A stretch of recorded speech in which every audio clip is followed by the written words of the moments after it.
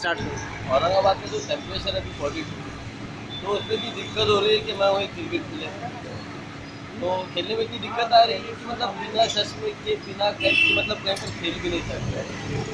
और देखिए मैं खड़ा हूँ जूस की दुकान पर, जूस की दुकान पर, और बहुत मज़ा आ रहा है जूस पीने में।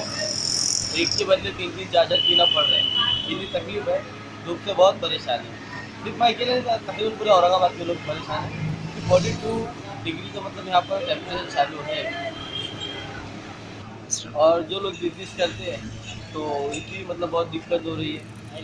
सुबह में उठकर सबसे पहले काम करना पड़ रहा है, सुबह में दोपहर के टाइम पर जब देखो तो सड़कें भी हैरान पड़ी।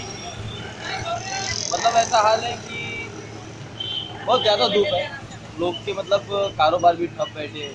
बहुत सारे लोग ऐसे हैं जो मतलब दुकान ला के बैठे, करोड़ों रुपए का माल पड़ा हुआ है, बट लेकिन कस्टमर नहीं तो फिर कहाँ से बिजनेस होगा। आपका नाम? शेख वसीम।